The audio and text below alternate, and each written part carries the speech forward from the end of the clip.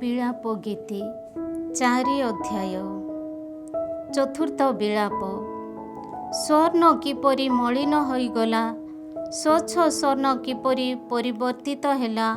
ପବିତ୍ର ଆଳୟର ପଥର ସକଳ ରାସ୍ତାରେ ଛକ ସ୍ଥାନମାନଙ୍କରେ ବିକ୍ଷିପ୍ତ ହୋଇ ରହିଛି। ଯେଉଁମାନେ ସ୍ୱଚ୍ଛ ସ୍ୱର୍ଣ୍ଣର ଓଜନ ଅନୁରୂପ ମୂଲ୍ୟବାନ ଅଟନ୍ତି, ସିଓନର ସେହି ମହାର୍ଘ୍ୟ ସନ୍ତାନମାନେ କୁମ୍ଭାର ହସ୍ତ ନିର୍ମିତ କର୍ମ ସ୍ୱରୂପ। ସେମାନେ କିପରି ଆଟିକାରେ ପରିଗଣିତ ହେଲେ। ଶୃଗାଳମାନେ ସୁଦ୍ଧା ନିଜ ନିଜର ଶାବକମାନଙ୍କ ସ୍ତନ୍ୟପାନ କରାନ୍ତି। କିନ୍ତୁ ମୋର ସୃଜନମାନଙ୍କ କନ୍ୟା ମରୁପ୍ରାନ୍ତରର ଓଟ ପକ୍ଷୀ ସଦୃଶ ନିଷ୍ଠୁର। ସ୍ତନ୍ୟ ପାଇ ଶିଶୁର ଜିହ୍ୱା ତୃଷାର୍ତ୍ତ ହୋଇ ତାଳୁ ସହ ସଂଲଗ୍ନ ହୋଇଛି। ଶିଶୁମାନେ ଆହାର ଭିକ୍ଷା କରନ୍ତି, କିନ୍ତୁ କେହି ତାହା ସେମାନଙ୍କୁ ଦେଉନାହିଁ। ସୁସ୍ୱାଦୁ ଖାଦ୍ୟରେ ଆପ୍ୟାୟିତ ଲୋକେ କ୍ଷୁଧାର୍ତ ହୋଇ ନଗରୀ ରାସ୍ତାରେ ବିନାଶ ହୁଅନ୍ତି। ବାଇଗଣୀ ବସ୍ତ୍ର ପରିହିତ ହୋଇ ପ୍ରତିପାଳିତ ଲୋକେ ଭସ୍ମ ଗଦା ଉପରେ ଶୟନ କରନ୍ତି। ଯାହା ଏକ ମୁହୂର୍ତ୍ତରେ ବିଧ୍ୱସ୍ତ ହୋଇଥିଲା ଓ ଯାହାକୁ କାହାର ହସ୍ତ ଆକ୍ରମଣ କରିନଥିଲା, ସେହି ସୋଦୋମର ଦଣ୍ଡବିଧାନ ଅପେକ୍ଷା ମୋର ସୃଜନମାନଙ୍କ କନ୍ୟା ଭୋଗ କରିଥିବା ଶାସ୍ତି ଅଧିକ। ତାର ଶାସକମାନେ ହିମ ଅପେକ୍ଷା ଅଧିକ ନିର୍ମଳ ଓ ଦୁଗ୍ଧ ଅପେକ୍ଷା ଅଧିକ ଶୁଭ୍ର ଥିଲେ। ସେମାନଙ୍କ ଶରୀର ପ୍ରବାଳ ଅପେକ୍ଷା ଅଧିକ ରକ୍ତିମାଭ ଥିଲା। ସେମାନଙ୍କ ଅବୟବ ସୌନ୍ଦର୍ଯ୍ୟରେ ନୀଳ କାନ୍ଥମଣି ସଦୃଶ ଥିଲା। ବର୍ତ୍ତମାନ ସେମାନଙ୍କ ମୁଖ ଆଳଧୁ ଅପେକ୍ଷା ଅଧିକ କଳା। ନଗରୀ ରାସ୍ତାରେ କେହି ସେମାନଙ୍କୁ ଚିହ୍ନି ପାରୁନାହିଁ। ସେମାନଙ୍କ ଚର୍ମ ଅସ୍ଥି ସହ ସଂଲଗ୍ନ, ତାହା କାଠ ସଦୃଶ ଶୁଷ୍କ। ଯେଉଁମାନେ ଖଡ୍ଗରେ ମୃତ, କ୍ଷୁଧାରେ ମୃତ ଲୋକଙ୍କ ଅପେକ୍ଷା ସେମାନେ ଅଧିକ ସୁଖୀ। ଶ୍ୱେତାତ୍ପନ୍ନ ଫଳ ନ ପାଇ ସେମାନେ କ୍ଷୁଧାରେ କ୍ଷୟ ହୋଇ ବିନାଶ ହେଲେ। କରୁଣାମୟୀ ନାରୀମାନଙ୍କ ହସ୍ତ ସେମାନଙ୍କ ଶିଶୁମାନଙ୍କୁ ସିଝାଇଲା। ମୋର ସୃଜନମାନଙ୍କ କନ୍ୟାର ବିନାଶର ଦିନଗୁଡ଼ିକରେ ସେମାନେ ସେମାନଙ୍କ ଆହାର ହେଲେ। ପ୍ରଭୁ ତାହାଙ୍କ ସମ୍ପୂର୍ଣ୍ଣ କ୍ରୋଧ ପ୍ରକାଶ କଲେ। ସେ ତାହାଙ୍କ ଉଗ୍ର କୋପ ବର୍ଷଣ କଲେ। ସିଓନରେ ସେ ଏକ ଅଗ୍ନି ପ୍ରଜ୍ୱଳିତ କଲେ, ତାହା ତାହାର ଭିତ୍ତିମୂଳ ଦଗ୍ଧ କଲା। ପୃଥିବୀବାସୀ ରାଜାମାନେ କିମ୍ବା କୌଣସି ସଂସାରବାସୀ ବିଶ୍ୱାସ କଲା ନାହିଁ ଯେ ବିରୋଧୀ କିମ୍ବା ଶତ୍ରୁ ଜେରୁସାଲେମର ଦ୍ୱାର ସକଳ ଦେଇ ପ୍ରବେଶ କରିପାରିବ। ତାହାର ଯେଉଁ ପ୍ରବକ୍ତା ତଥା ଯାଜକମାନେ ନୀତିନିଷ୍ଠ ବ୍ୟକ୍ତିମାନଙ୍କ ରକ୍ତପାତ ଘଟାଇଥିଲେ, ସେମାନଙ୍କ ସେହି ପାପ ଯୋଗୁଁ ଏହା ସେମାନଙ୍କ ମଧ୍ୟରେ ଘଟିଥିଲା। ନଗରୀ ରାସ୍ତା ଦେଇ ଅନ୍ଧ ସ୍ୱରୂପ ସେମାନେ ପରିଭ୍ରମଣ କଲେ। ସେମାନଙ୍କ ପରିଧାନ ରକ୍ତରେ ଏପରି ସିଞ୍ଚିତ ହେଲା ଯେ କେହି ତାହାକୁ ସ୍ପର୍ଶ କରିପାରିନଥିଲା।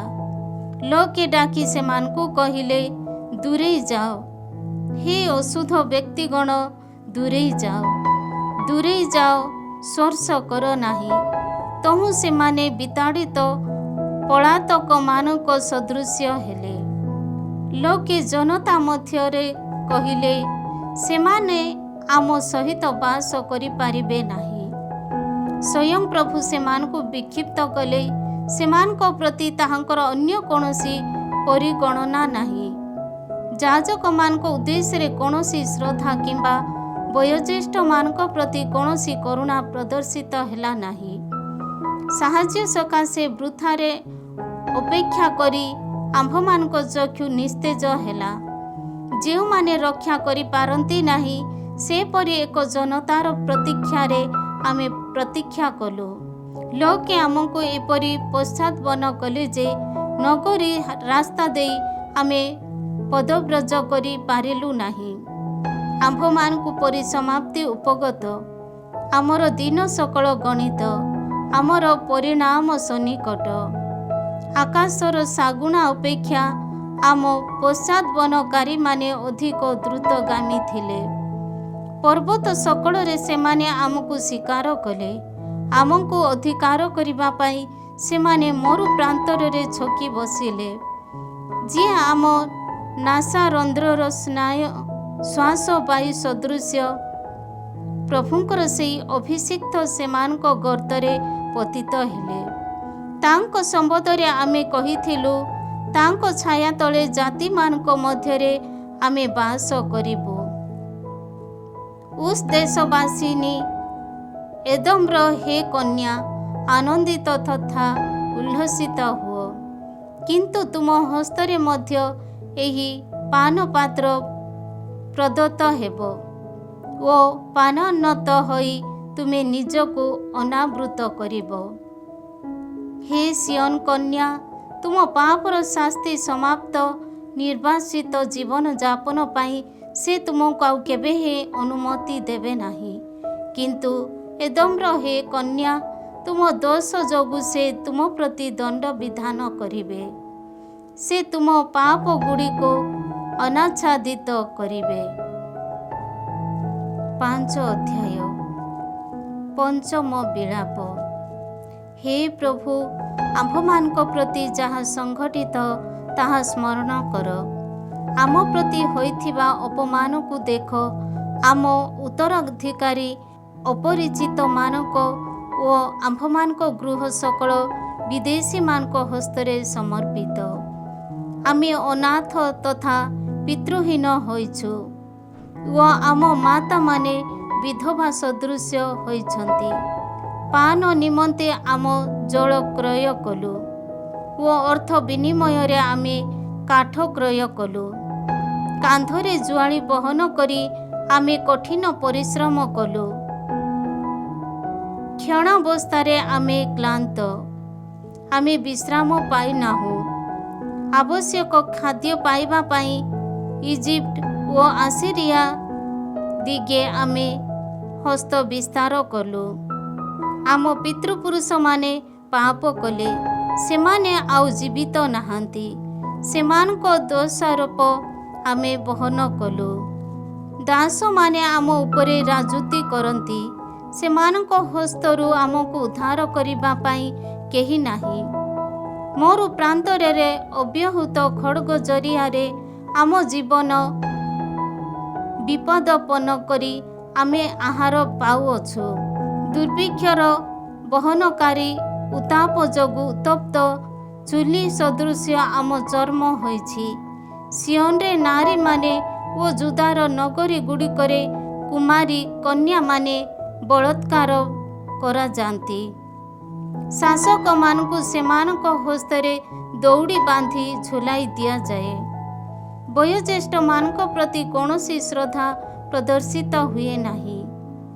ଘରଣା ଛକିରେ ପେଷିବା ପାଇଁ ଯୁବକମାନେ ବାଧ୍ୟ ହୁଅନ୍ତି ଓ ଦୁର୍ବହ କାଠ ଭାର ବହନ କରି ବାଳକମାନେ ଟଳମଳ ହୁଅନ୍ତି। ବୃଦ୍ଧଗଣ ନଗରୀ ଦ୍ୱାର ତ୍ୟାଗ କରିଅଛନ୍ତି ଓ ଯୁବକମାନେ ସଙ୍ଗୀତ ଗାନକୁ ଉପେକ୍ଷା କରିଛନ୍ତି। ଆମ ହୃଦୟ ଆନନ୍ଦ ଅନୁଭବରୁ ବଞ୍ଚିତ। ଆମ୍ଭମାନଙ୍କର ନୃତ୍ୟ ସନ୍ତାପରେ ପରିଣତ। ମୁକୁଟ ଆମ ମସ୍ତକରୁ ଭୂପତିତ। ଆମକୁ ଧିକ୍, କାରଣ ଆମେ ପାପ କଲୁ। ଏଥିସକାଶେ ଆମ ହୃଦୟ ଅସୁସ୍ଥ। ଏପରି କାର୍ଯ୍ୟ ସକଳ ଯୋଗୁଁ ଆମ ଚକ୍ଷୁ ନିସ୍ତେଜ। କାରଣ ସିୟନ ପାହାଡ଼ ବିଜନ ହୋଇ ରହିଛି, ଶୃଗାଳମାନେ ସେଠାରେ ଭ୍ରମଣ କରନ୍ତି। କିନ୍ତୁ ହେ ପ୍ରଭୁ, ତୁମେ ଚିରକାଳ ବ୍ୟାପୀ ରାଜୁତି କରିଅଛ। ତୁମ ସିଂହାସନ ଯୁଗ ଯୁଗାନ୍ତ ବ୍ୟାପୀ ତିଷ୍ଠି ରହେ। ତୁମେ କାହିଁକି ଆମକୁ ଚିରକାଳ ସକାଶେ ବିସ୍ମୃତ ହୋଇଅଛ? ତୁମେ କାହିଁକି ଆମକୁ ଏ ପର୍ଯ୍ୟନ୍ତ ପରିତ୍ୟାଗ କରିଅଛ? ହେ ପ୍ରଭୁ, ଆମେ ଯେପରି ଫେରି ଆସିପାରୁ ସେଥିପାଇଁ ଆମକୁ ତୁମ ସମୀପକୁ ଫେରାଇ ଆଣ। ଅତୀତ କାଳରେ ଯେଉଁପରି ଘଟିଥିଲା ସେହିପରି ଆମ ଦିନ ସକଳ ନବୀକରଣ କର। କିମ୍ବା ତୁମେ କ'ଣ ଆମକୁ ସମ୍ପୂର୍ଣ୍ଣ ଭାବରେ ଅସ୍ୱୀକାର କରିଅଛ? ତୁମେ କ'ଣ ଆମ ସହ ଅତ୍ୟଧିକ କ୍ରୋଧାନ୍ୱିତ ହୋଇଅଛ?